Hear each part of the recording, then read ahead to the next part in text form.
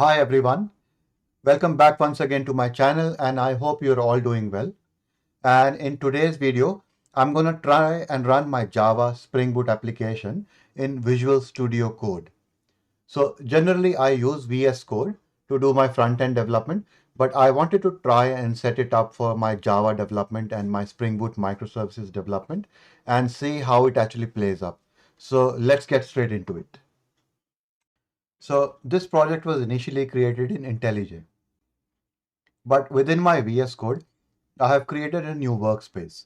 And in that workspace, I have imported those two folders. The car marketplace folder is my Maven project, which is having my microservices. And the car marketplace config is my configuration. In order to get started with my Spring Boot development, I have installed a few extensions. So I have the Java extension pack, which holds a bunch of extensions related to Java. And then I have the Spring Boot extension pack, which again has some extensions that are relevant to Spring Boot. So it contains the Spring Boot tools, Spring Initializer Java support, and Spring Boot dashboard. Going back into my Explorer, you can see that the Maven and the Spring Boot dashboard is now visible over here. So if I just expand my Maven, you can see all my Maven projects are listed. So all of these are my Maven modules, the Spring Boot projects. And then my root module is the car marketplace. And similarly in the Spring Boot dashboard, it shows me all the Spring Boot projects. In my Maven module, if I expand my module, it will show me all the life cycles and I'm able to run those from here itself. So if, for example, if I want to do a clean and install, I can just run a clean and then I can just run the install.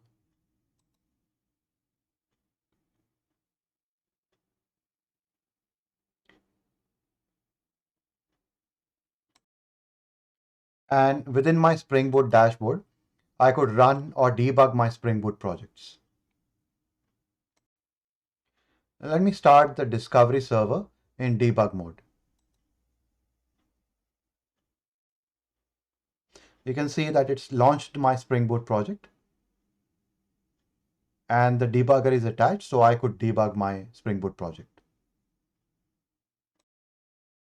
Now, once you install your Java extensions, it also allows you to add another panel, and let me enable that. And that panel is called Java Projects. And if I expand my Java projects, you will see that it shows me the structure similar to how I would see it in IntelliJ. And if I expand everything, you'll see that it shows the structure, the packages and the classes, and the resources, and the main and the test classes. Now, once your Spring Boot extensions are installed, you could also go in and create a new Spring Boot project. So all you need to do is just do Control-Shift-P and then type Spring. And you can come down and you can either create a Gradle project or a Maven project. So let me show you how I create a Maven project. So I'll click on the Spring Initializer, create a Maven project. And then it will ask me to specify the Spring Boot version. So let's say I specify 2.5.2. And then it will specify the language. So let me choose Java. And then it will ask me to enter the group ID, com.geekymontu.car marketplace.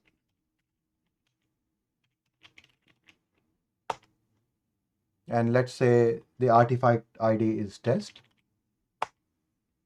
and the packaging is jar and specify the Java version. And then it will ask me to choose the dependencies that I need to pull in. So let me select Spring Web and let me select Spring Boot DevTools. So as you go on and selecting the dependencies, it will just keep on adding those dependencies in the list. And then at the end, I can just press enter to continue. And then it will ask me the location where I need to save my project. Let me just temporarily create a new folder in here. And then we can save it in there.